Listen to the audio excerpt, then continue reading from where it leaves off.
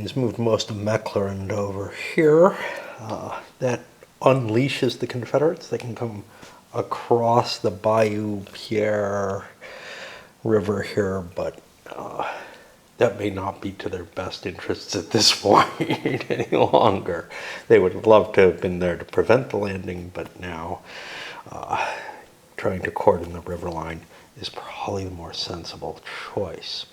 You'll notice something about the rivers. So the major rivers run between areas. The minor rivers, I think, generally, maybe always do not. They're contained within areas. They can't confuse you during movement. Further placement into here to scare the Confederates a little more. And again, troops everywhere. So the Confederates don't actually know where the Union is. But, you know, that is the risk, or the most likely place. But this, you can't let this exist without being prepared to defend Vicksburg. You can't just let them march Sherman into Vicksburg by saying, yeah, the Union's going to be coming in down here. That would be a high-risk gamble to keep the Union all to the north. But would it be terrible? I don't know. You know, I mean, there's a pretty good chance they would be able to get some of these highlands here and then shift their forces over without having to sail their boats around and do all kind of garbage like that. I would be tempted in an opposed game to try to do the attack from here. And then, of course, there's this, which I don't know what it means. That's part of the Yazoo. It shouldn't be crossable, but it appears to be. And I don't know. If it is, it makes, you know, given the initial force here and the initial force here, it makes it a fair chance that you could just bust your way through. There might be some casualties, but could you chase that artillery off? I don't know. Confederates get their second victory points, and we go to their turn. We have that late April heat storm going on, which of course slows things down. You could take it as something else, you know. I don't know what, maybe a melting and a little bit of rain or something like that, a little bit of flooding of the rivers or something. Just something that prevents, you know, if you don't want to say the heat could possibly be that high. I don't think you really need to say, oh yeah, that shouldn't be heat, you know. The main point is it also shouldn't be rain, because if it was rain, it would create too much of a chance of double rain turns, which there aren't any over there. There's basically no weather in the early part of this season. So, you know, you could say it's a partial rain or something like that that makes a little bit more mud and makes it difficult for the forces to move. Or maybe it's just, you know, everybody is lazy that day. Confederates continue to charge both forces down here. Now they've got a bit of a problem, which is the special rules for the leader who's down here, who did such a bang-up job. Historically, Bowen.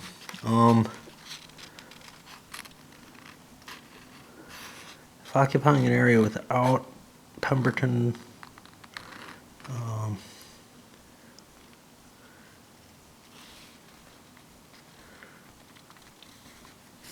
let's see.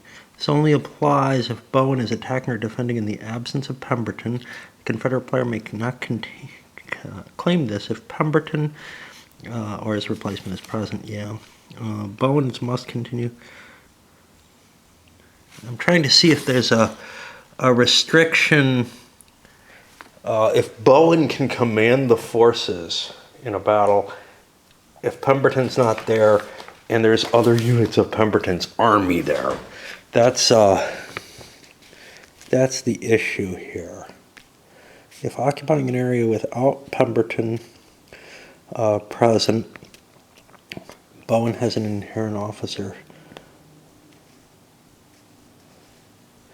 It looks to me like he could command a larger force. Doesn't look like there's any restriction on other units being present. So I don't know. That's kind of interesting. because I am bringing other units into the general area, which could be highly valuable in terms of defending that. On the other hand, Pemberton had to move up to here so that he could command basically these two. There's no real chance of getting into Warrenton, so that's not really a problem. And we'll see what happens. In general, I think the battle's going to form more along or the lines are going to fall more along the Big Black River, but slowing the Union down a little bit with Bowen might be of some value if they want to engage more quickly. If they don't want to engage too quickly, they can take their time, build up their forces, and then Bowen probably will pull back rather than hold this battery. The problem, this battery controls this space on the river. That space on the river could be exceedingly valuable to the Union as a place to park more boats. So getting rid of that battery could be of some value.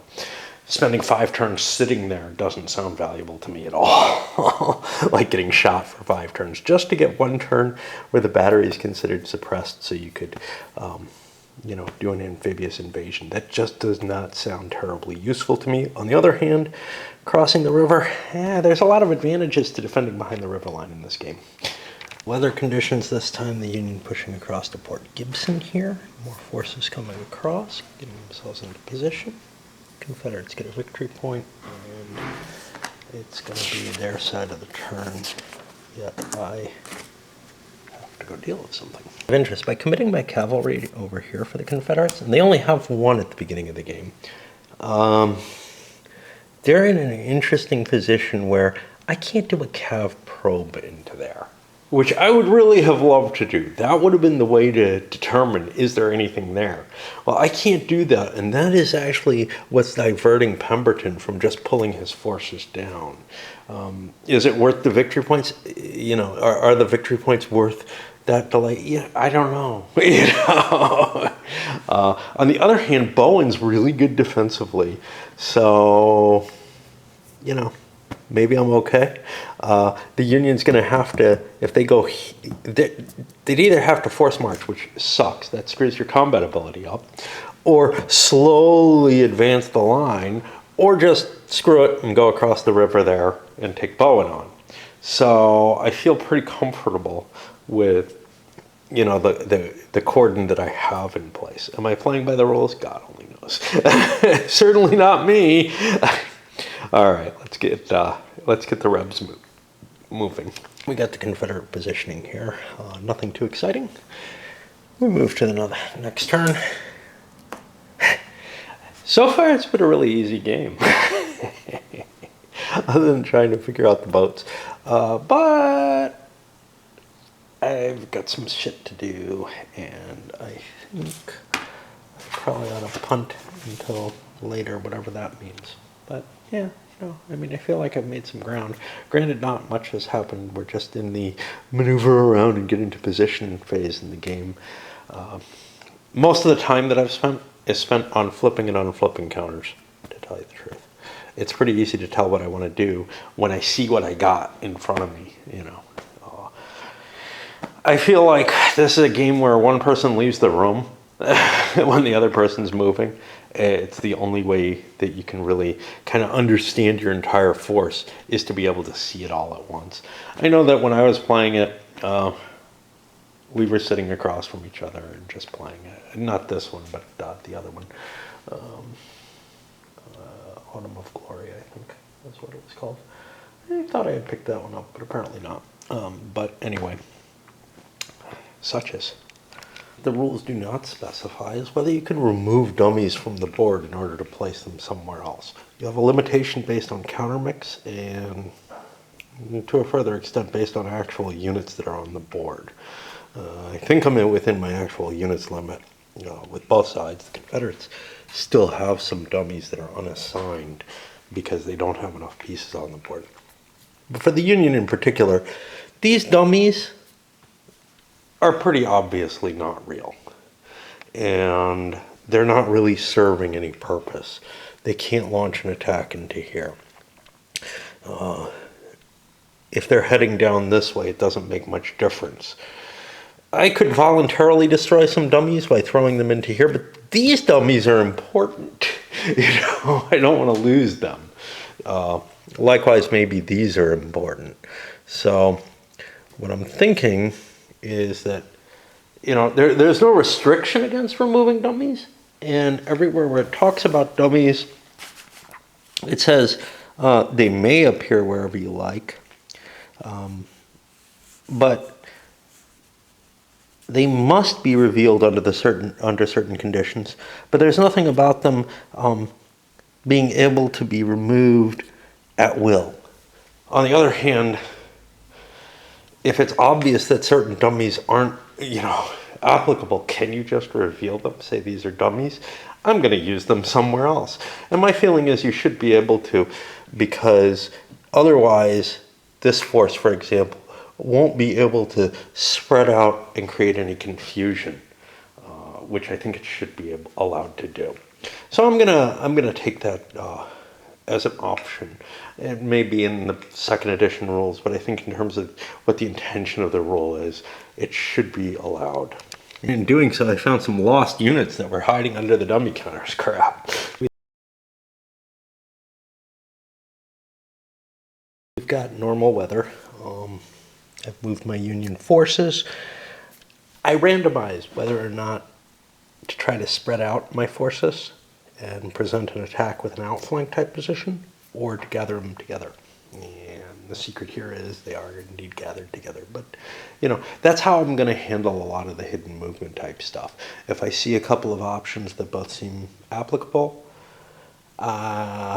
where, there's reasonable reasons to take the risk in either in one direction or the other, I will randomize it, and that'll help me maintain, a little bit of the element of surprise that otherwise would be missing. And that's going to put us over to the Rebs, and they get yet another point in the victory point column. Some units from Cayuga into Willow Springs to cover this. They both took a loss. The way I'm marking that is I'm putting the circle as the game suggests, but also the game turn, because that's actually important. Game turn is also important for actual losses, for recording the casualties. On here, however, you could record them immediately on the victory point track. So the game has two suggestions as to how you mark things. One is circles for the stragglers, which really need to have the time that they happened recorded, because if you straggle twice, if you straggled last turn, you have a penalty the current turn. And then the other is apparently for the victory point chart, although it doesn't specify this, you change direction on losses. You do slashes in one direction, slashes in another. That makes no sense to me because that doesn't record the actual turn. So you don't know whether or not they happened last turn or this turn and whether or not to record them. What you might go with is half slashes for unrecorded and then finish them out for recorded or something like that. But I see no reason not to record the victory points as the casualties kind of happen. There's a little bit of complexity when the combat happens. Anyway, working my way through, the Confederates, Pemberton is actually shifting his force down. He figures, you know what, they're not, and I used a die roll for this, they're not advancing on me. I've got a fair force at Snyder's Bluff. I think I'm okay. I think that I have things defended well enough. So this is the current position. Good weather again. The Union, Grant has the entire 13th Corps here, a part of the 17th Corps, and then a little bit of the 15th Corps kicking over here. Now I got McPherson, I got McClellan. I would probably put Grant in charge of that unless he's in command of the 15th Corps. I could cross into here, and then I'd suffer the restrictions for crossing the major river at a crossing point, which aren't pleasant. Probably halved, if I recall correctly. Yeah, half current combat strength points. And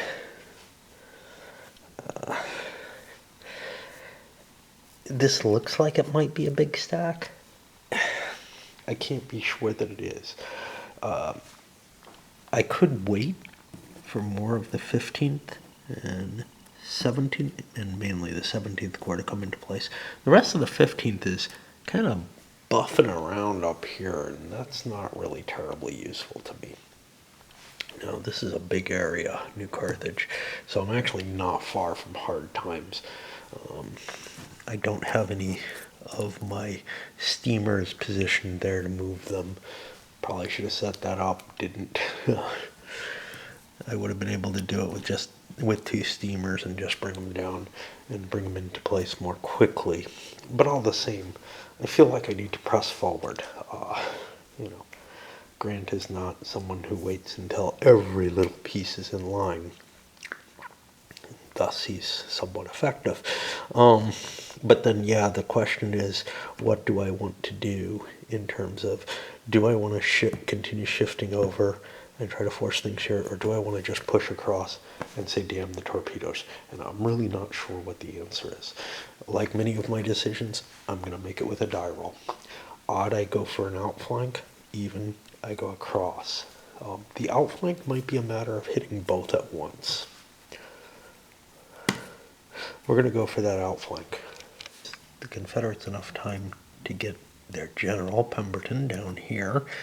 And what's kind of nice about that is these guys are standing in place. Stevenson and Gregg both have straggler recovery to do. Now, I don't remember. I think they just automatically recover. Yep, 1 strength point per turn. Don't have to roll anything. So we're going to get that back. If I had some cav, I might be able to get more. But basically, I just had 2 points to recover, so I'll do that. And while I did that, I tried to burn a hole through this paper. Lucky it's not the map. This damn pipe is, it has a tendency to drop burning ashes very easily. I recovered those, but I also added another unit that forced march down, and it ended up taking 2 hits, which is problematic. But I want to get, did not see those. Nope. I wanted to get as much down as possible. Now, for the one of the things about the hidden movement and stuff, I have a feeling that a lot of the hidden aspects, if you're playing it all conservatively and not taking huge gambles, leaving big gaps in your line, etc., you're going to be in a position where the hidden movement doesn't mean a whole lot. The hidden placement doesn't mean a whole lot. I'm not entirely sure what I'm hitting here. But, the Confederates are pretty sure that there's real troops here. There's just too much there. The fact that this hasn't moved is a damn good sign of it. The attack would have been launched this turn over there. So I've started shifting some forces downward. Not that there's a lot up there. I've got most of it on the line down here on the biopier. It's been very good in battle. You know what? I'd like to know what's in here. I am going to send a stack of Union Cav, 1, 2 spaces, on a probe. It has to fall back afterwards, if I recall correctly, in order to see. Because crossing the river,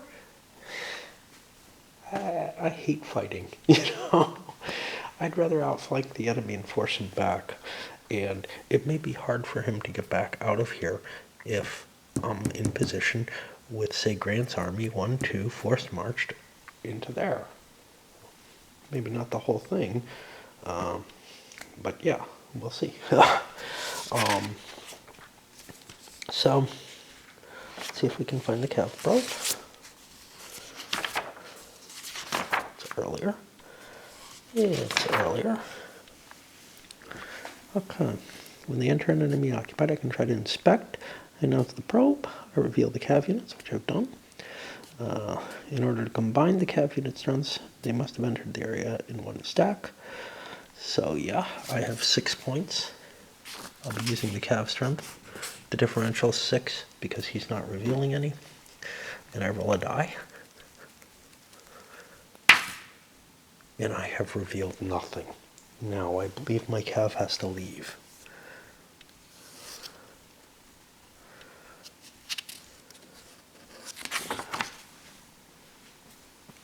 May continue to move up to its remaining movement allowance. Wait, I thought No, it's only across a major river that it has to leave. So now my cav is exposed here. That could be a problem. Well, if I'm not getting good cav information, I guess I will cross the river at 2 places. Yeah, I don't like doing this. These guys are going to cross on the boat. These guys will stay with them. I'm not sure elsewhere, but yeah, this is not pleasant. It's going to be ugly, actually. Remember, all these units are face down, including these dummies, except for these cav. Those are forced to remain face up until the beginning of the Union's next turn. So they're actually exposed units, which is an interesting thing. The Confederates actually know that the Union is in there. I think I want to do this battle first because it kind of shows me more of the overall pivot. And we don't know what the Confederates have here. They have a big stack in both places, but I'm more curious about this. So we're going to set that up. The Confederates take their pieces off the map. And now they have basically one big command, which I will put in the center wing. And do I want to hold a reserve? I will hold... I could put the dummy on one of the flanks. That might force the Union to do something, but I think I'm happier with them in the reserve. That means what the Union has to do is take their own counters, and they're definitely... You don't attack with dummies. It's not allowed. So I have McClellan and Grant. The question is whether I want to commit Grant. Grant is so good that the answer is yes. And McClellan, I don't think has to be there. Let's not get him killed as well. Although, honestly, his replacement might be better than he is. No. Okay, so yeah, we'll hold him out of combat for that. Now what happens is the Union gets to decide which attack to do. Well, they're going to do the only one they have, and all the units are revealed. And now we're going to have to do some paper and pencil work, and I'll face these all in the same direction. Looks like I got the US side on the wrong side. Oops. It doesn't matter.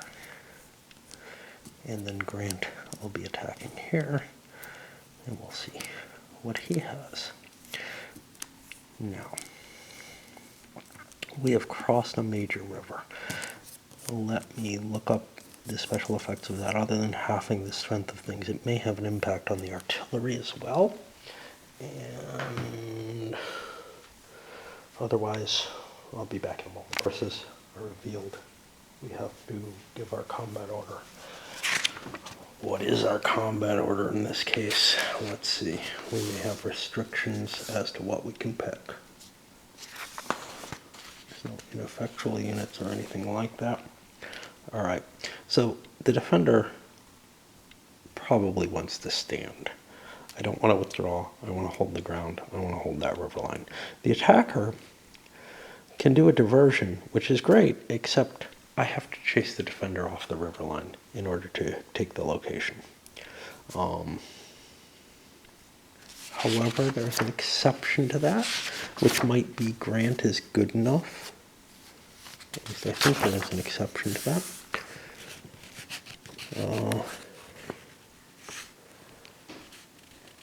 Exception. The attacker can remain if he has at least one officer and the defender does not, or at least one of the attackers has an officer.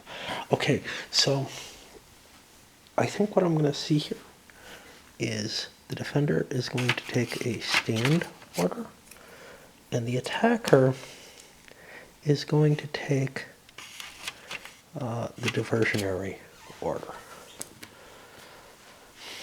Again, this is done before the forces are revealed. Now, for the forces, because this is a game in which the troops are kept track of basically on paper, so the only thing that's damaged right now, though, is Fournay, who is on here. So they have 4, 8, 20, 24 rebel infantry and nothing else, versus the Union, who has 10, 18, 18, which is, let's put that halved, infantry, and 4 artillery. All right, I've never done this before this way, so. But one of the things I know is that Grant kicks ass, and he's going to be able to beat any leader. So a diversionary attack across the river will gain him the riverhead, which is impressive.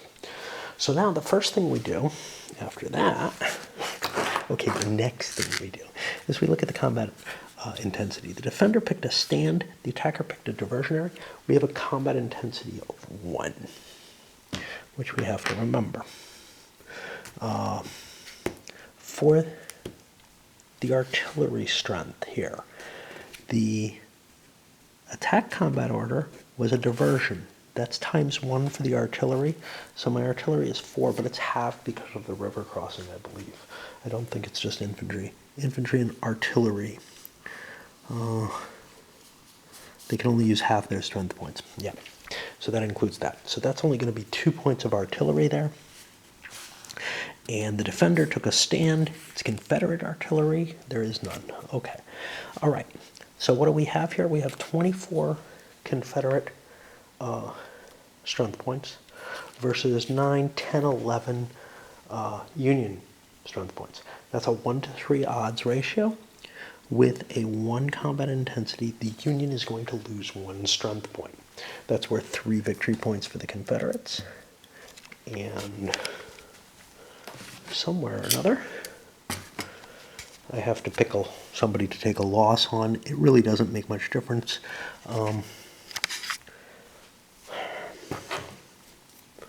This is 13th Corps. I will take it on the 14th Artillery. So that's down a strength point. Okay. Now, before that strength point's been removed, we're still going with these numbers. We're at fire combat, and both sides are going to fire at each other. Halved in strength. Okay. All right, let's keep looking. I gotta look here. Let's make sure none of these took effect other than the half strength points. Odds in the combat modifiers. 1 column to the left of the line position is infantry from 2 or more formations. They're all 1 formation. Okay.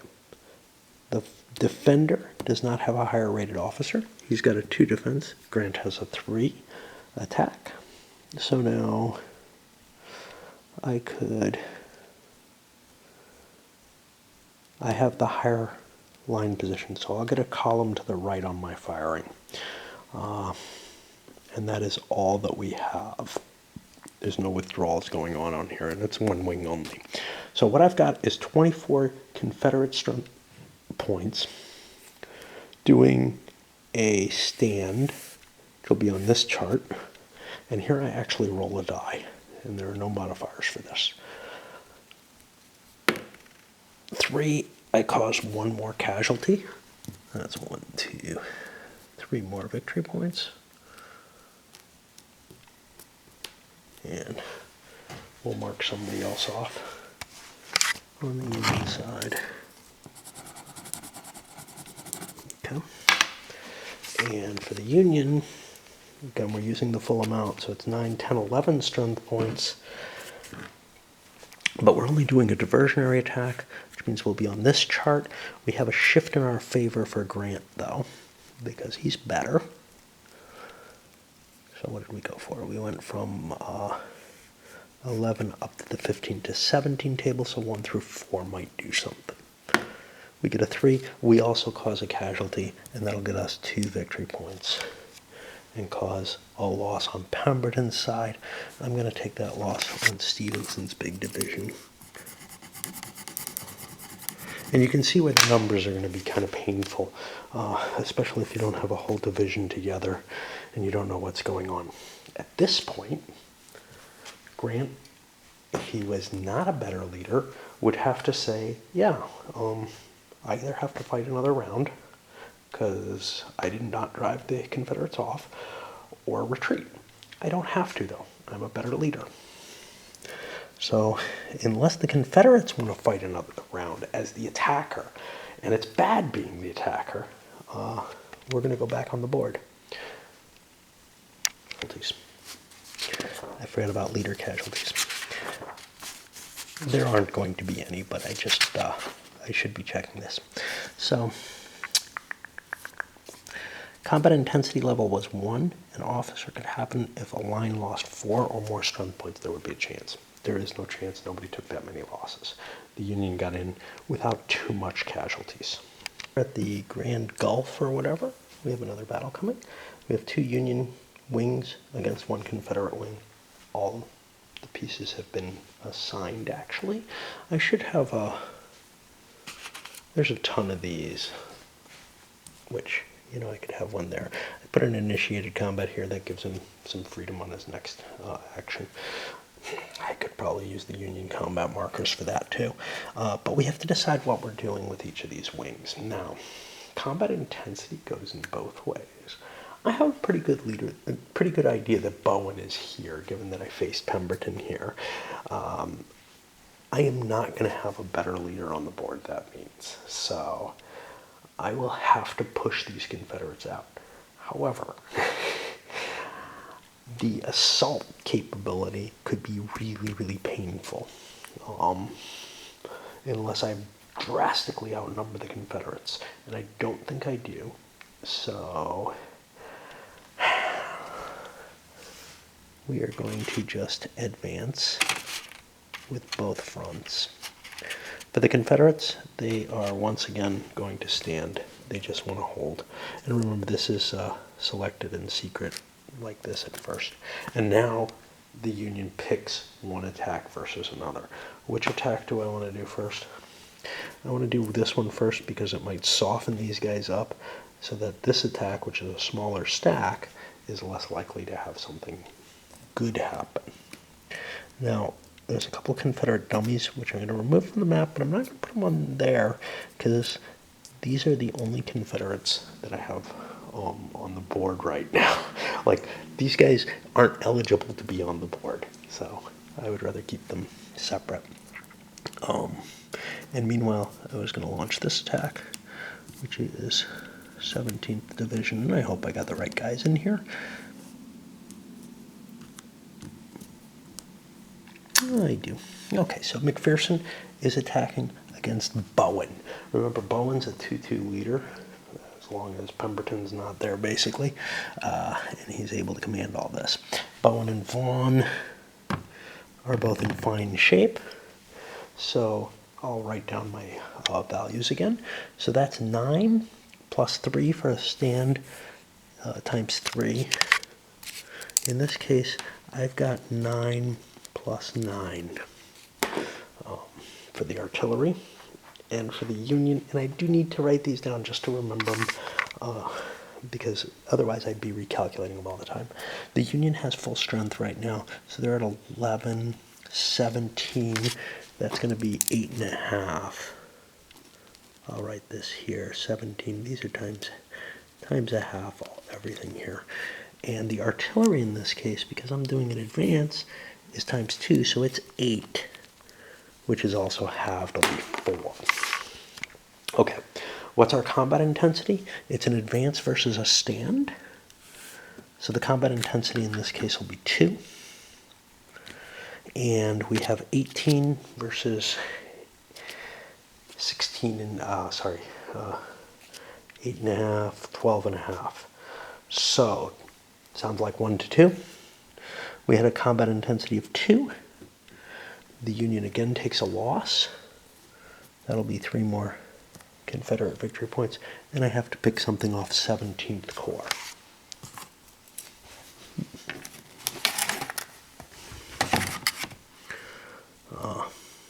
Well, I don't know what I have here. I have 3rd, 6th, and 7th Divisions. So I'll take something off the 3rd Division there. Okay. Now, we go to fire. If the Confederates don't fire here, their strength may be weakened for this attack. So they probably do want to fire here. It doesn't do them much good to not do so and do less damage. So indeed we will. And our line position is still at an 18, which is actually a line here. And we're on stand. That puts me here. My leadership is the same. I don't see anything that affects anything.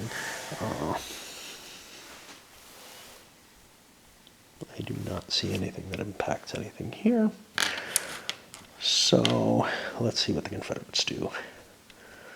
An 18 on the stand. 2. That's going to be 1 more casualty. 3 more victory points. And we'll take it off another one of these, say the 6th Division this time. Okay. And now the Union gets to shoot back as well. They had a strength of 8.5, and 4 is 12. And they were advancing. That'll put them here. They don't have a leadership advantage. They get a 5. They cause no casualties. Not a good result. We didn't take enough damage here for a leader loss check. So now we go over here. And we do the same thing, except the Confederates don't get to shoot this time. Now this is Sherman. Sherman's strength is going to be 3, and 4 is 7.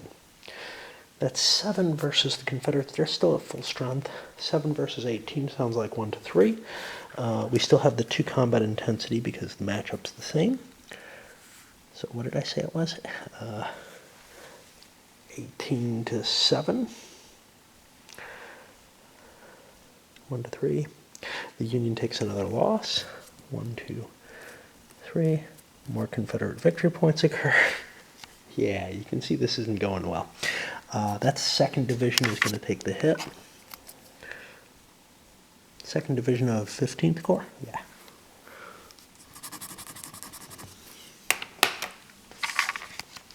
And what else happens? We have firing. Only the Union gets to fire this time. The Confederates already fired. So they only have 7 strength points. They're doing an advance. That gets them on this chart. They're not a better leader. They get a hit this time. That's 2 Union victory points. And a hit on either Vaughn or Bowen. Well, I'll take the hit on Vaughn because he's shitty. There he is. Now, Vaughn can actually lose both of his strength points legitimately because he doesn't become ineffective until he's completely destroyed. So that's not a problem. Now, the Union has the choice to go another round. We did almost nothing to the Confederates. We're pulling out. This wasn't a good fight for us. And on the other side of it, the Confederates have successfully held the location there.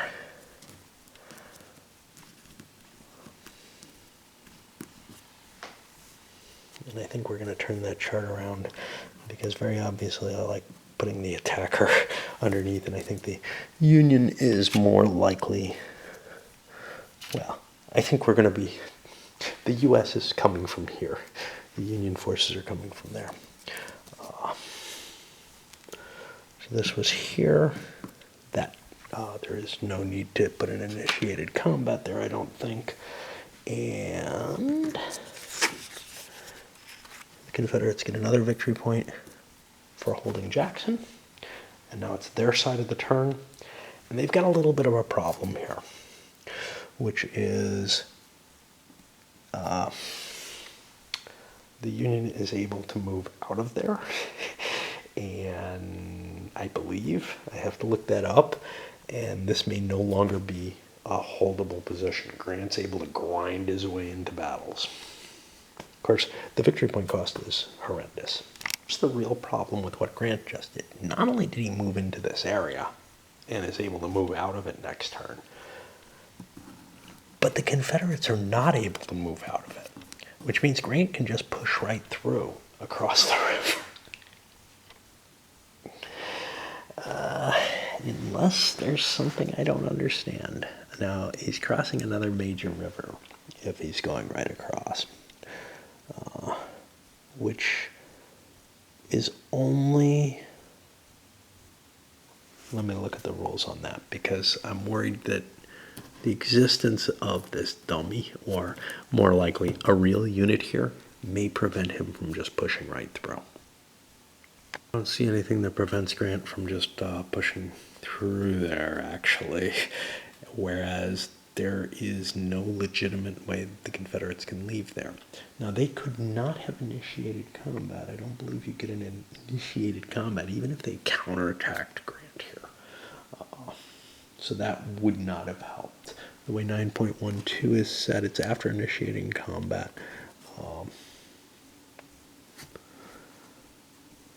I don't see anything about it that has anything to do with doing a counterattack in a combat the enemy initiated. Because I did not initiate combat in this space. I don't own basically the route going through. In fact, I'm completely surrounded, basically. I cannot leave this space until after launching an attack. This is a real handcuffing position that I didn't expect would happen. Sort of a, so that's how this system works now. How do I interpret this? What do I do about it? I don't know. But let me look at the Confederates and try to figure out if they can save this situation in any sense. Crap me. So this green shit, I forgot about green shit. Green shit meant that this was defensible terrain in both cases, which was a shift the odds column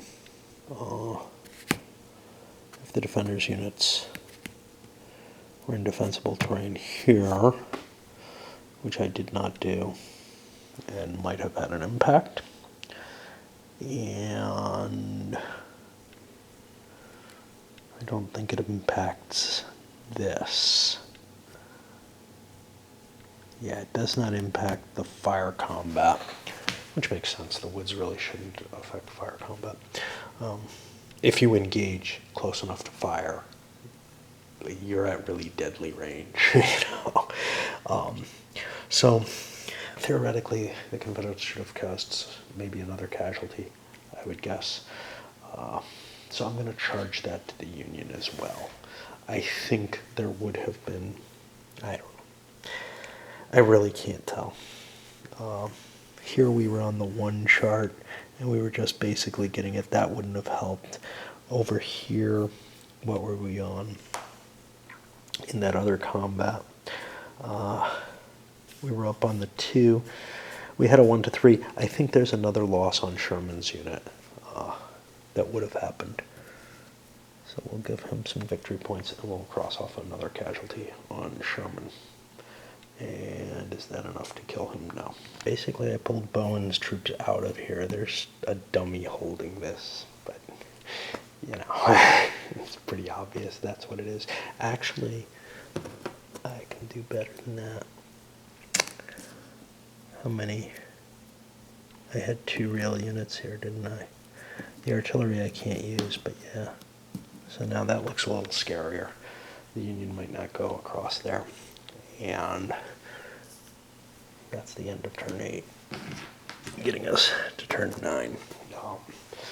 Grant's command ability has him completely outfoxing Pemberton here. Pemberton's frozen in place and doesn't want to attack. It's defensible terrain, remember, that's good shit. And Grant can just leave. And in fact, he could even leave a force behind and advance with like a limited force here. All right. So that's pretty interesting, actually. I'm not quite sure how much I can accept this cannot fall back because you were engaged in combat. But remember, I did not take the withdraw option. And that's what got me stuck in this. If I had taken the withdraw option, I could have gotten out of there. But then I'm handing the area over to whoever's there, and I don't know who's there on the first round. And Grant had the choice to say, yeah, I made the riverhead.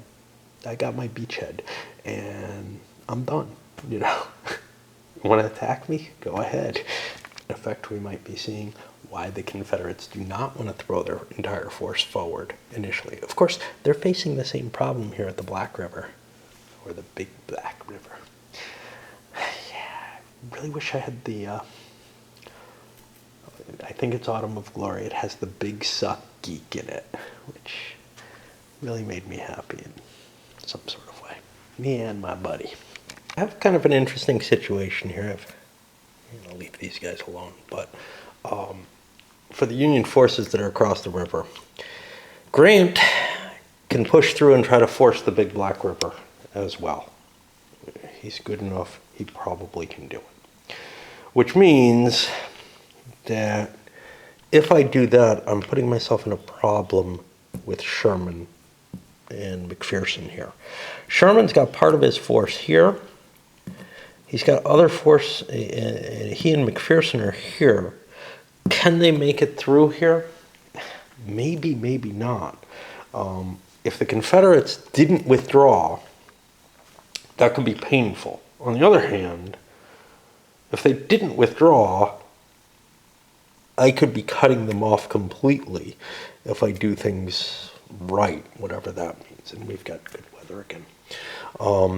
Whatever that means is the real question, because Sherman and McPherson can't force this line any better than they can force this line. And I know those troops are real. So if Grant moves forward, that kind of throws Sherman and McPherson out of command. However, they could do the probing type action. What is it? Skirmish, diversionary attacks in crossing. It's not the best situation in the world by any means, but they could do those in order to gain this if there's nothing really here. And there's a good chance of that. And I can do that even if, so here's the thing. What I'd be restricted from is I can't block the enemy from tracing a line of command, and the infantry units can't be assigned to assault or counterattack. Actually, I could even attack if need be. But basically, I could launch an attack here in the hopes that the Confederates withdrew. Of course, it's not really a big deal if Grant leaves this space. And I don't have anything that can really contest that space if I do press for the river. So I'm put in a kind of a weird position where I don't know what I want to do. However, it feels like I've got to push forward. So the question then becomes, do I take the chance with just McPherson or McPherson and Sherman? Or do I spread out a little bit more? Or do I just keep my forces here in the hopes of taking Grand Bluff next time, because it's almost certain that the Confederates will have gotten out of there by then. They can't afford to leave troops behind here. I don't know. I'm all at a loss on this, to tell you the truth. I'll roll a die and we'll see what happens. I went with the most aggressive action. McPherson and Sherman marching in, Grant moving up here. I think I want to resolve the Grant attack first, because I don't know why. I'm not entirely sure. I may want to do this one first, because if this is empty, it gives me, well, I have to retreat back to where I came from, no matter what, I think.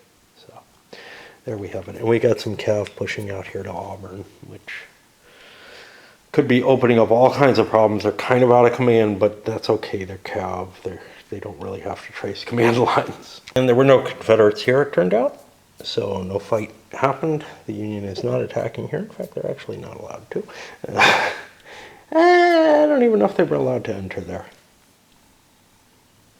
Let me look that up. They may have had to stay back here, which will cause their disintegration if the Confederates ask, hey, can I leave? But we also have the attack here, and the Union again is going to do a diversionary attack just to get the foothold on the river. We'll keep pressing forward, upward, upward, upward. And poor Pemberton is caught behind the lines here. Let me make sure those guys can be where they are. Yes, because oh, these were here. How did they get there. They're fine. They can't leave, actually. The cav could leave, however, so they're fine. There was no Confederate cav, right? Yeah, nothing real. Yeah, so the cav could leave. So now we have the battle here. We have the checks, and I'll come back. Well, I guess we can reveal beforehand. So we got Bowen's command there, and we got Grant up against him, and Grant is going to get the bonus and doesn't have to fight a second round. And what terrain are we in? We're in defensive terrain, but we're halved because of the rivers, so it's going to be the same kind of thing as before.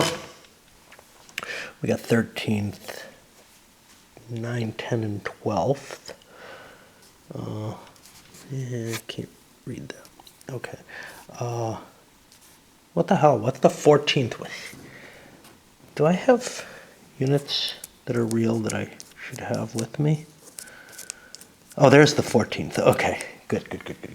Okay, so the 14th and 12th are gone, so are down 1. So 3, 6, 11, 16.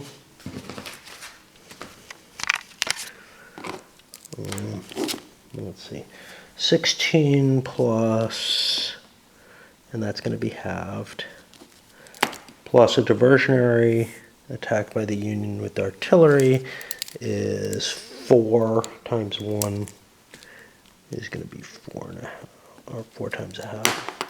And the Confederates have Bowen, Vaughn, and the Louisiana guns. The Louisiana guns are times 3, so they'll be a 12. And Bowen and Vaughn, I think, are both full. No, Vaughn's down 1. He must have gotten hurt in the Sherman battle. I didn't remember that. So we're at 7, 8, and 12. Okay. And that means I find the mechanisms of this unfamiliar and somewhat difficult to deal with, but fairly simple. And maybe not that interesting because of that. I'm not sure. They don't seem too bad. So we've got a diversion versus a stand. That gives me a combat level of 1. And we're looking at 20 versus 10. So I'm at 1 to 2. I should have a shift against me for the defensible terrain. Puts me to 1 to 3. I'm at a 1. The Union takes a hit. That's 3 more Confederate victory points. And the Confederates are winning heavily. You know, whatever. I don't feel like they're winning. I feel like they're getting their asses kicked overall. We'll take a hit on, I don't know, the 9th Division, 10th Division. It doesn't matter.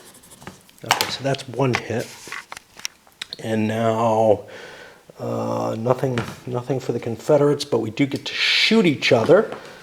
And our shots are again a 20. And stand is here.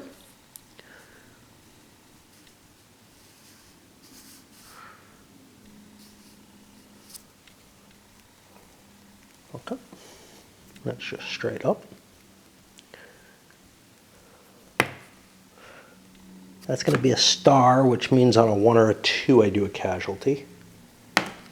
Hey, we get another shot.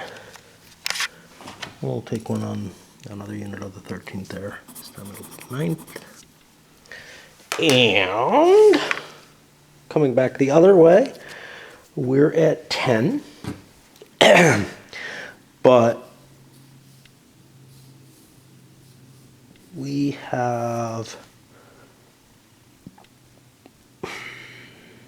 a shift to the right because of our leadership. So we're on just diversionary 10. We'll be going on the, so we need a 1 through 3 to hit. Oh, by the way, 1, 2, 3 for that second hit. Got to remember that. The Union managed to kill a Confederate strong point, and we'll get that as well. And now the Union can say, you want to throw me off the river? No? Cool. The cleanup at the end of the Union turn. Put markers. I'm going to use the USA combat markers on top instead because there's more of them. And the initiated combats can be kind of like a reserve for this. Oh, I forgot to use fording counters. It's not a big deal. I've been taking them into effect. I just haven't been marking them. And able to wedge our way in because we have a better leader. And the Confederates got 1 point for holding Jackson.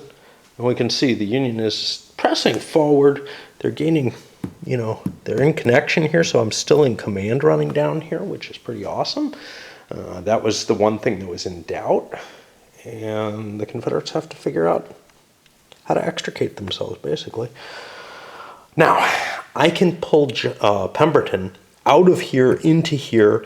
He can cross the river because there's real Confederate troops here. I can do it without initiating combat, and now I've kind of blocked the Union forces. On the other hand, the whole Union army can move up there, and we can have one hell of a battle over this defensible terrain to try to throw the Confederates back even further. The rebels do indeed pull back, giving up Willow Springs.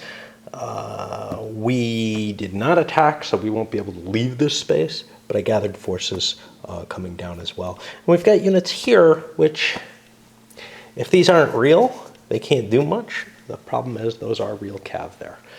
So we got some reinforcements, probably the beginning of Johnson's stuff coming in, which should be interesting. And because I can hold this with this cav, I don't feel like the special rules on Johnson, the fact that like the Confederates get a bonus for holding Jackson is of any particular importance. Maybe this gets changed in second edition, but right now it just feels like I'm able to patrol it with the cav. I'm not sure how much the cav would have helped me in, say, protecting against the larger Union cav force, whereas I'm getting a victory point a turn off this. I don't know how much better I can do. Again, trying to guesstimate what works best here. I've got heat this turn, and what are we at? We're at like early May, maybe. And what we have here, that's more likely mud or something. What we have here is the Union could press on into Warrenton, take out that battery probably. What's the problem with that? Well, I kind of want to clear the path forward. So what I'm thinking is, I kind of know what Johnson's force is. I'm not going to be halved for crossing the river. I'm going to do a mixture of things, I think. Go into here, try to clear this. Well, first maybe I'll do some probing. Let's go into here and probe. Let's see what that does first. Okay. And we're revealing 6 cav points, and he's revealing nothing. We have to reveal our cav. Yeah, we know what's going on as the Confederates. And cav probe, 6-point differential. I get to see what's there on a 3 or more. Okay, got rid of another Confederate dummy. I had to put one dummy back because I took a loss on, what is it here? Vaughn's unit. Okay. I could keep going, but I can't probe again.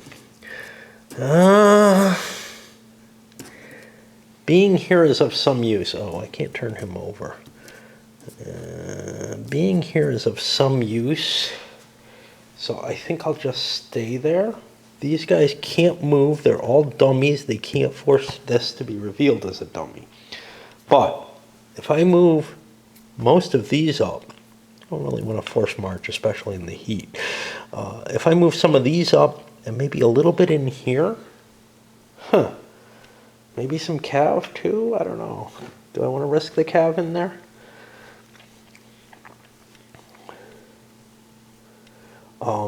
Basically, I could split up Grant's force after bringing more forces in. Probably want to keep Grant here. There's no real advantage to this, but we can see what the leaders are like. I actually don't have to attack anywhere if I don't want to. I'm kind of pinning the Confederate forces down. I'm not sure I want to attack here. I think it's actually to my disadvantage, but I am going to launch an attack here. And we'll see what happens with the Confederates from there. The way this plays out, I've got the Vicksburg garrison here. I put this thing there to make him think that I had more on the line. I don't, but I'm doing a withdrawal. And here we've got Grant with the 13th Corps. And again, McClellan or whatever is hiding behind the lines, making sure the supplies are good with an advance option. So we take a look and we have advance versus withdraw. That's going to give us a 1 again. Let's look at the strength points. This is defensive terrain, so there's going to be a shift on the combat intensity chart, but we're not halved this time, which is probably a pretty big deal. We're looking at 4 strength points missing from McClellan, 1 off each infantry. So 10, 18, that's going to be 14. And then the artillery, with an advances times 2, is going to be 8. Again, not halved. For the rebels, we're doing a withdrawal, which doesn't matter there. Yep, so current turn's weather is not rain, so we don't get a combat intensity reduction. So we have 1 strength point, which is probably going to get wiped out. This happens to be militia. We did not bring the cav in. Probably should have. Non-artillery tripled, mountainous, if any units crossed a major river, or forced march. We're not in the mountains yet, but these are the mountain areas. Those 3 there. So that's where life gets difficult. And what are we looking at here? We're looking at a strength of 22 to 1. That's all the way out here with a combat intensity of 1. We are going to wipe out the Vicksburg garrison, which gives us, I don't know if that gives us any victory points. To each Confederate casualty per turn. I'm not sure it's worded that way in the victory thing. Maybe it is, maybe it isn't. Let's find it. Each combat strength point. Yeah, okay. Sounds good. So that's 2 Union victory points there. However, we still do get to fire, even though we are getting wiped out here. So we've got a strength point of 1 with a withdrawal. I'll look on a 1. We have a possibility of doing some damage. We do not. I'm not going to attack here because, again, I want to bring more forces in before I make that attack. But it was important I make this attack here because I can either launch myself into Vicksburg and maybe just win the game, more or less, or I can march down this way, no matter what the Confederates do. If they somehow figure out a way to get in here, and I don't see how they can do it, they still won't pin me down. I still have freedom of motion, which is a big deal. The Confederates do get a victory point for holding Jackson, and, well, we're on their turn, and not a lot they can do. So this is a bit of a problem. I believe there's a penalty for the attacker if the defender has more zones than he does. I don't remember where it comes into play.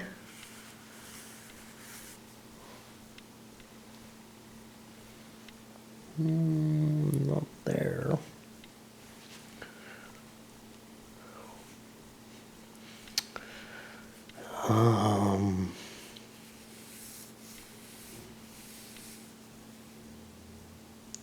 For each of the defender's line position adjacent that are not being fired upon. Yeah. So here's the problem.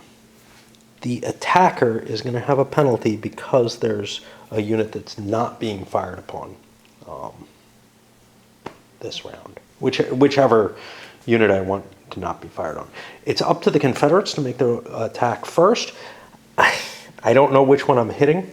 I don't actually know what these options are at this point. So I'm just going to randomize which one I hit, which is actually an important factor here. I'm going to be hitting this group. And that is McPherson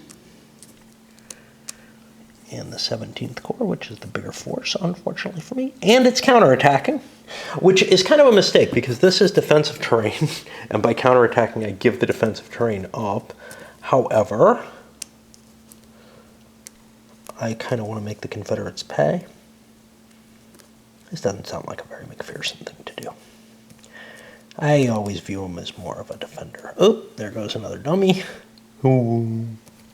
Okay, so I'm going to count up the forces that are here. The Confederates actually have a fairly big force, but we're going to be going with diversion versus counterattack, so we're going to be on a 2 on the combat intensity. So the rebels are picking up the combat counter down here. The Union will not have one, so they can't leave. There's something really weird about this design. I feel like both sides should kind of get one, or the winner of the combat should get it, or something. I don't know what. Something feels very odd with this. Obviously, the loser should be able to leave as well. Whatever it's trying to represent is very odd to me. Like your direction of movement is blocked no matter what, unless you fought, unless you attacked. And that just doesn't seem to make sense. Okay, so anyway, there's a lot of Confederates. 39 strength points in one column. Wow, should have split into 2 columns. Why? Well, here's the problem. Fucking Bowen is not effective because Pemberton is there, right? I would have split into 2 if he was, but yeah, it's an area without a commander or officer, Pemberton. So I would be uncommanded if I wasn't here, but 39 is a lot of strength points in play. Of course, here's the thing. For the combat intensity chart, it does give me an advantage.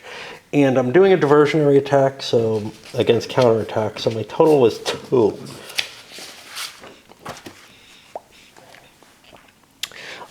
So my total strength here is 42 to 25. That's 1 to 1. And because I'm being counterattacked, I don't get a shift against me. So with a 2, the attacker takes 1. That's going to be 2 victory points for the Union. Hey, we're making some of those victory points up. And the loss of a Confederate unit, which I have to find the Confederates here. I don't know. Is Greg here? Greg's here. I mean, let's pick on Stevenson again. I can do that. That's allowed. Okay. So no Confederate casualties, or no Union casualties from that. And now, if we'd fought this a little bit more actively, maybe we would have done some damage. Now we're looking at a diversion or withdraw with a lot of strength points. But what's shifting against us? We're the attacker. We get 1 shift against us because of being outflanked, basically. And 1 shift against us because Pemberton's a 1 and McPherson's a 2. Did we forget that? No. Right? No. That's in favor. So we don't get anything in favor of us. So we got 1 shift against us, and we're at 42 still. This is the one time we're going to fire with, I don't remember what it was, with a diversionary attack. So we'll be on this column here. And we cause a casualty, which gets us some more victory points. And a Union loss. 3rd, 6th, and 7th. Take 1 on the 7th this time. Spread those losses. There's some restrictions that you do have to spread losses, but not as much as I'm doing. Okay, but for the Union to fire back, they're firing at 25, which also gets them to the top of the chart. They were doing a counterattack, so they're all the way over here. And we have a shift in our favor for having a better leader. Because he's the attacker, we're the defender, and R2 beats this 1. So we're at the end of the chart anyway. Crappy roll. No damage. Alrighty. There are no leader loss checks. Well, maybe there are. Let's see. The paper that Clash of Arms does such great paper. It feels like parchment. I don't know where it is. What do we got? Combat intensity 1 or 2. It would have to be 4 losses or more. Well, that didn't happen. Okay, so then we get the second fight, which is over here. Now that diversionary attack has to go against this. And let me figure this one out. This is Sherman. He loses 2 dummies. He's trying to look scarier. Sherman has not lost anything. 15th Corps. Oh wait, second has lost a couple. So he actually only has 4 plus his stand is going to be, let's see, it's going to be 4 plus 16. So this is going to be 42 to 20. And we're doing diversion versus stand, which is only going to be a 1. 42 versus, okay. So this happens first. In this case, we will be getting the column shift in our favor. So it goes from 2 to 1 down to 1 to 1. The odds were only a 1, so we got no casualties from that. And the Confederates aren't allowed to fire, so the Union gets to fire on the 20 table. On stand,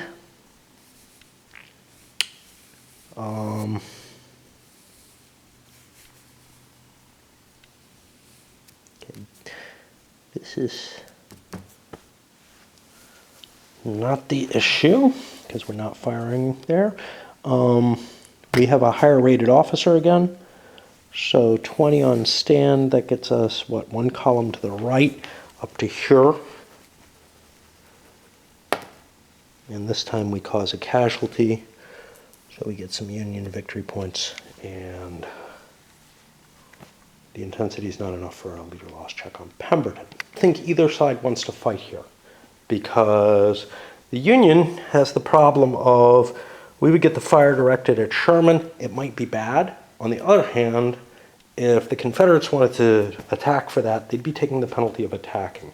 They've gotten what they want out of the attack, which is the combat chit that'll allow them to move next time. There's not much the Union can do, even though we outnumber. We outflank, but that's not really helpful when you're attacking. So, and we're smaller in both cases, so we'd be fighting badly on the combat intensity chart. So we're going to basically let the Confederates leave.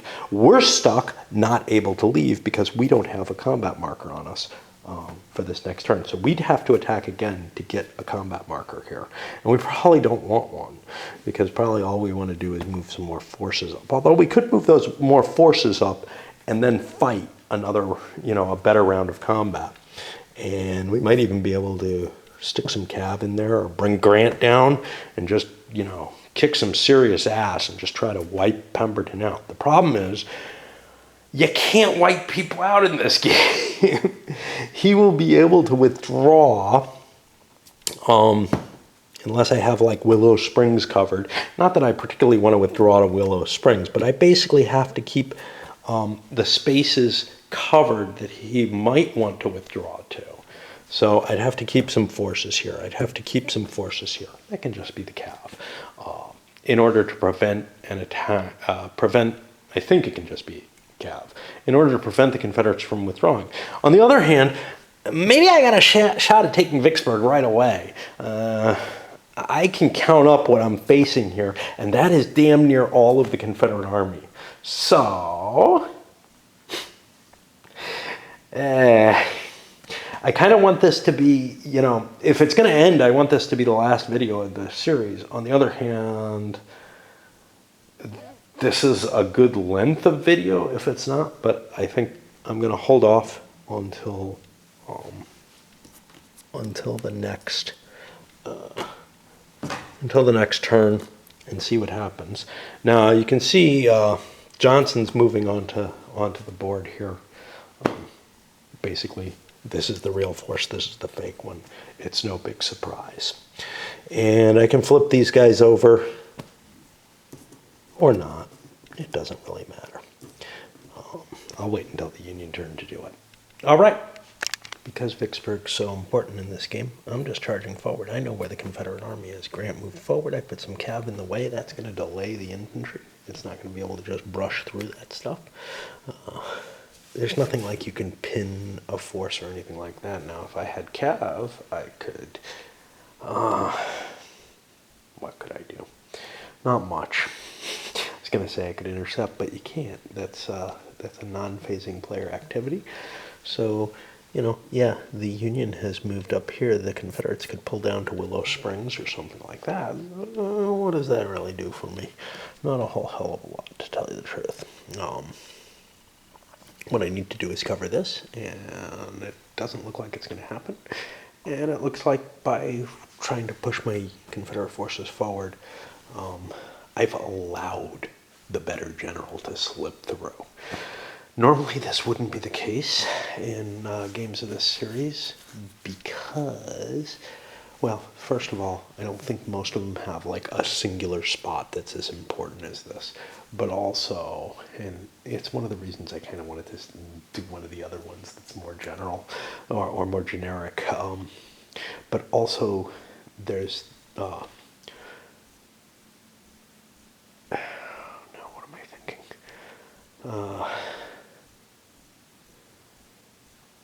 The idea that the Union doesn't have a supply line that they have to really follow. Yeah, I have to run a line from Grant, but that's it. He's like this magical mystery dude who can go out and like supply the army without anything else. Now, honestly, I'm not sure how much I mind if I'm on a river crossing. I could get a boat there. There's no problem. I'd have supply going back without any problem at this point. However, there's no requirement for that. I can win the game just wandering around along the, whatever. It does not make a difference. Now, of course, there's the question of if I do win the game, is it enough? Well, this is like 20 points. That doesn't look like enough. I might be figuring out another way to lose the game, but I don't think that's the case. Because if we look here, if we capture Vicksburg by turn 15, we actually get 50 points. And it is before turn 15. So, I don't remember what the holding requirements are for Vicksburg. Or the game end requirements. It'd be useful if I knew this shit. Vicksburg is captured. The Confederate player has to do it within 3 turns and has to completely drive the Union out of there, which, yeah, that's not going to happen. You basically would have to demolish the Union army, but you might cause enough losses or something. I doubt it. However, there's good defensive terrain here, so let's see what happens. This is revealed. The Union's got the 13th Corps still plugging forward. They're going on in advance. Confederates have to stand. Can't withdraw. Probably can't counterattack. Say, don't think I'm in order. I don't think I'm in command to do so. In fact, if I had any infantry, I would be in trouble. But I don't. All I have is artillery. Wow, I'm going to lose artillery here. That's going to suck. Okay. Well, let's calculate it out. Not be as good a chance as I had hoped. Okay, so the Union is halved because they actually had to ford a river. I didn't realize that. Whoops. The cav is actually not halved and halved, which means I am at 10, not 9.5. Okay, I've got 4 points of artillery halved and doubled.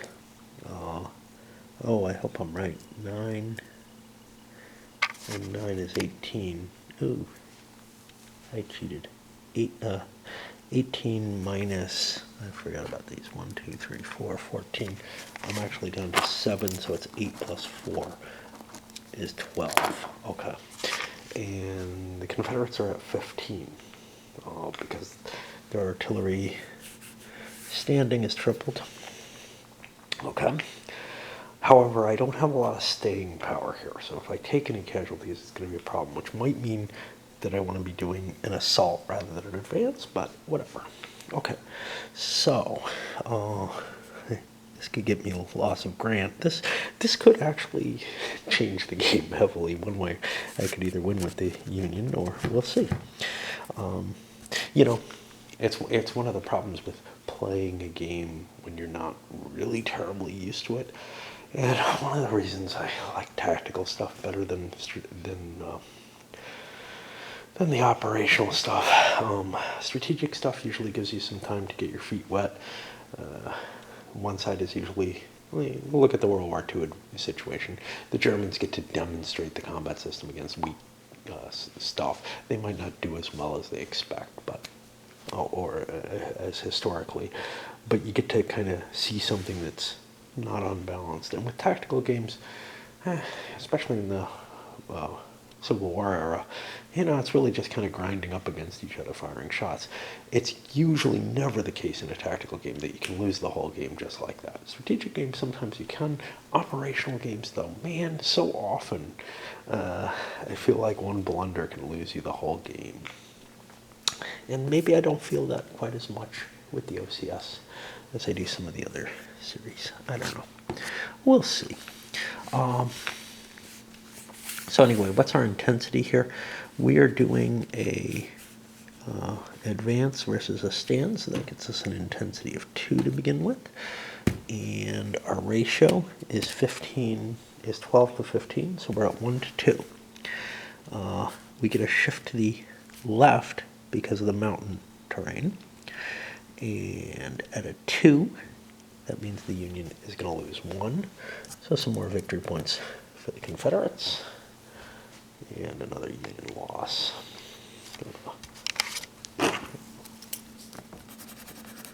Take it there. That's 1 loss. Okay. Now, we go to the firepower. And we have a total firepower of 12 for the Union. We're doing an advance, so we're on this chart. It's not going to win us the battle. The defenders, non-artillery, are tripled. Yeah, too bad. We're halved. We got that in place. The cavalry is already halved again. Right? Wait. Did I do that right? Okay, the reason they're not halved twice is because they did not cross the river. But you know what?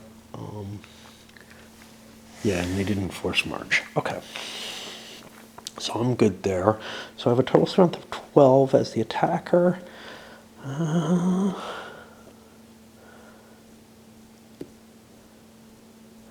have a shift to the right for the leadership. Okay. So I'm at 12 with a shift to the right for leadership. So 1 through 4 does a hit. We do not get a hit. The Confederates, on the other hand, are still at 15. And with no bonuses. And they're on a stand. What did I say? 15, yeah? That's not good. And I get another hit on the Union. 1, 2, 3. Let's put them here. Now the Union has an I attacked marker, but only for this area, and they can't stay here, so it doesn't really count. I forgot to mark another Union hit. And we're wiping out the 13th Corps. Well, Now the question is, do I stick around and fight another round, or do I leave? The Confederates could counterattack, could launch their own attack on us. That would not work well. That's not something I want to have happen. So what that means is that, I think, let me think how much damage I could do. I mean, increasing the intensity level is not going to do me much good. I think Grant's going to fall back. He didn't take enough damage. It's like 4 more damage to take a loss at this intensity, if I recall correctly. Yep. So I think I just fall back across the river and give up the battle. And the Cav actually is going to fall back to Mount Alban. So that's not good, but it's what happened. And Johnston gets his ass back into here. And at this, Pemberton gets his ass back into here. Remember, he had mobility capability because he had fought a battle. So now he's kind of covering Vicksburg. The Union did not get a successful attack because it was in this space, not this one. So they can't launch a move forward. I could use the Cav, but that sucks. And now, you see, wow, they just keep multiplying. I know what's coming. It's this stack. I don't know that for sure. It could be spread out a little bit, but that's essentially the size of the stack that I'm facing. And we got reinforcements coming in. So I'm going to load this up. We did not end the game too prematurely. But you could see, had I had a little bit less there, not that I had much at all, I might not have been able to hold Vicksburg. And that would be pretty much the end of the game at that point. Because there's really no way the Rebs could take it back in 3 turns very easily. Not with the Union Army in the shape that it's in. Now this has freed up Sherman and McPherson, and they're going to be able to shift around and do some stuff. Or they could just plow in here and try to pick on Pemberton. The problem with picking on Pemberton, clearly, if I have a huge numerical advantage on Pemberton, that's great. But the problem with picking on Pemberton is he could take a withdraw option, fall back to Vicksburg, which is even more defensible, and I'm really not going to be able to get it. Basically what you see in the beginning part of the game is that the Black River is not defensible against Grant, although against other leaders it would be. So throwing Grant into the game early made things a little ugly. Let's see when we're looking. April 16th is way back there. Let's see.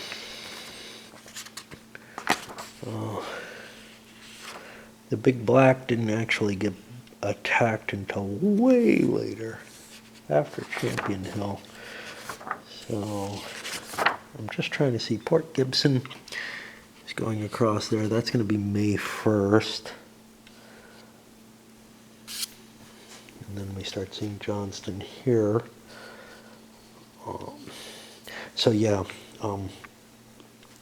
What we see is that Grant's capability of crossing the Big Black easily kind of goes against the historical situation. The only problem is whatever's going on here where he attacks Bowen, he probably couldn't cross here without